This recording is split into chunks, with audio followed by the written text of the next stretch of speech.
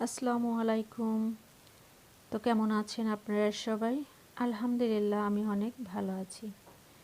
তো আজ অনেক দিন পর চলে আসলাম রান্নাঘরে আপনাদের সাথে কিছু একটা শেয়ার করার জন্য। তো কিছু একটা শেয়ার করার জন্য সেটা হলো চিটা পিঠা বা চিত রুটি পিঠা, যে পিঠাই বলেন না কেন। তো রুটিটা খেতে খুবই ভালো লাগে মাংস দিয়ে। তো চলুন আমরা কিভাবে এই চিত রুটি পিঠা তৈরি করলাম, আপনারা আমার সাথেই থাকুন।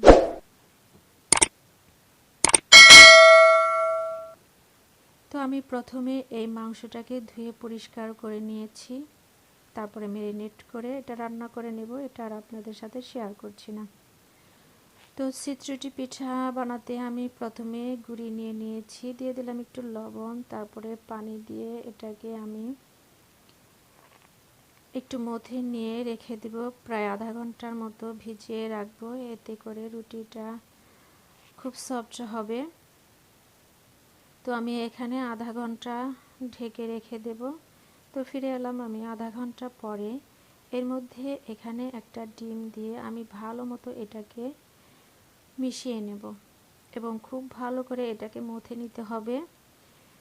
যত বেশি মথে নেবেন রুটিটা কিন্তু তত বেশি সফট হবে।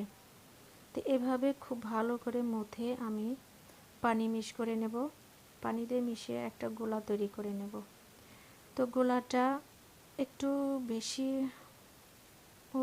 ঘন হয়েছে। তো আমি পিঠাটা কখন বানাইনি, পিঠাটা খেয়েছি, আমার শাশুড়ি তৈরি করেছে এবং জালে তৈরি করেছে। পিঠাটা খেতে খুবই ভালো লাগে। তো আমি প্রথমে খোলায় একটু তেল দিয়ে মিডিয়াম টু লো ফ্লেমে রেখে দিয়েছিলাম।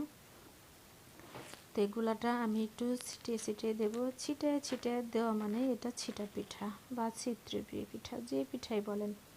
এই পিঠাটা খেতে খুবই ভালো লাগে। তো এই যে দেখুন খুব সুন্দরভাবে উঠে আসছে।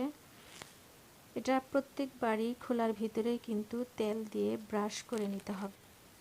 রুটিটা কিন্তু দেখতে একটু শক্ত মনে হচ্ছে, গোলাটা একটু ঘন হয়েছে, এর জন্য মনে হয়। তো আমি আর একটু পানি মিশিয়ে পাতলা করে নেব, তাহলে রুটিটা হয়তো সফট হবে। তো আমি প্রথমবার বানাচ্ছি, তো তাই আমি বুঝে উঠতে পারিনি বলে, যার কারণে পানিটা একটু কম দিয়েছি। তবে এখন একটু পানি দিলে রুটিটা সফট সফট হবে, খেতে খুব ভালো লাগবে। তো রুটিটা একটা ঝামেলা মুক্ত পিঠা আর কি, কোনো রকম কোনো ঝামেলা নেই। এমনি রুটি পিঠা বানাইতে গেলে কিন্তু আটা সেদ্ধ করো, আটা মথো, লেচি তৈরি করো, রুটি বেলো, অনেক ঝামেলা, কিন্তু খেতে অনেক ভালো লাগে। আর এটা ঝামেলা মুক্ত একটা পিঠা, এটাও খেতে খুবই ভালো লাগে মাংস মাংস দিয়ে আর কি। হাঁসের মাংস, গরুর মাংস, খাসির মাংস, মুরগির মাংস, যে কোনো মাংস দিয়ে খাবেন পিঠাটা, খেতে খুবই ভালো লাগে। দেখুন পিঠাগুলো কিন্তু দেখতে খুব সফট হয়েছে, খেতেও কিন্তু অসাধারণ। আপনারা এভাবে বানিয়ে খেয়ে দেখবেন, দেখবেন সত্যি খুব মজার একটা পিঠা, ঝামেলা ছাড়া মজার একটা পিঠা। আমার শাশুড়ি বানাতেন, আমার জালে বানাতেন, আমি দেখতাম, আমরা খাইতাম, খুব ভালো লাগতো।